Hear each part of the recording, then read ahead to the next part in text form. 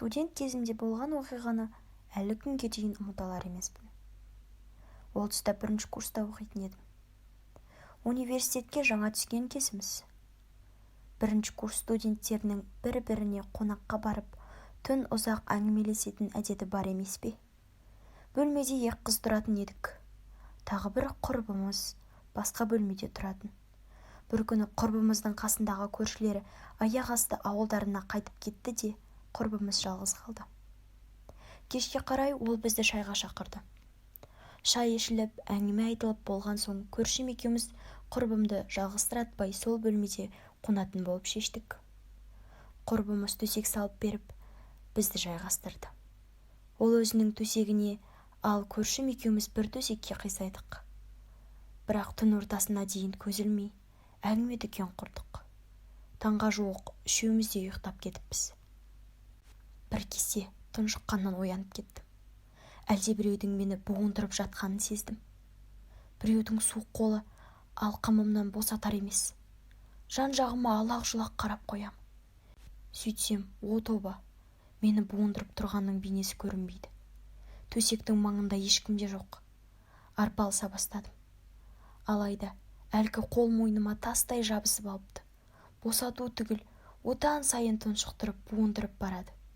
Демім бітуге шақ қалғанда ғана әлгі қол әрең дегенде босатты әйтеуір. Не өңім, не түсім екенін біле алмай, дал болып, төсегімде ұзақ отырып қалыппын. Есімді жинап, тілімді калимаға келтірдім. Түсім дейін десем, мені біреудің буындырғаны анық. Түсім болуы мүмкін емес. Олай болса, мені кім буындырды? Айналамда алаңсыз ұйықтап жатқан 2 құрбымнан басқа ешкім жоқ. Түсініксіз. Шын, елес туралы ел аузынан естіген болмаса, мұндай оқыс оқиғаны өз басымнан өткермеппін. Не де болса, елді алаңдатып, үркітпей-ақ қояйын дедім. Оның үстіне құрбым осы бөлмеде тұрады емес пе? Шошып, түнде ұйықтай алмай қалар деп шештім. Бірақ өзім таң атқанға дейін көз іле алмадым. Әлгі біреу қайтадан тап беріп буындыратындай болып көрінді. Таңға 7-де құрбыларым да ұйқысынан оянды. Ойларында ештеңе жоқ. Жуынып, шайынып, таңғы асқа кірістік. Ештеңеге тәбетім жоқ. Түндегі оқиға есімнен кетер емес.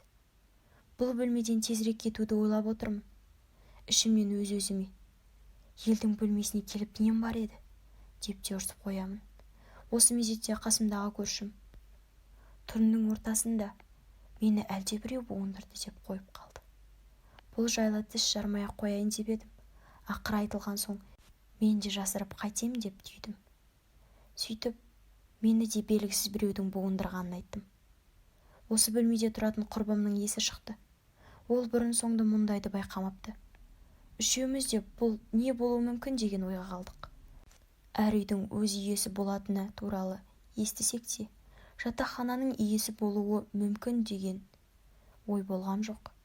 Бәлкім сол бөлменің иесі бар болса, бізді жақтырмай, сондай әрекетке көшкен шығар. Ал бұл жын не шайтан болса ше, ол да мүмкін.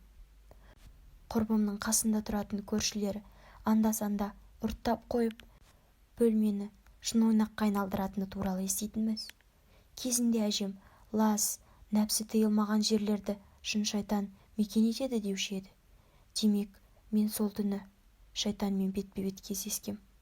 Сол түннен кейін бұдан былай жатақханадағы бөтен бөлмеге қонбайын деп шештім.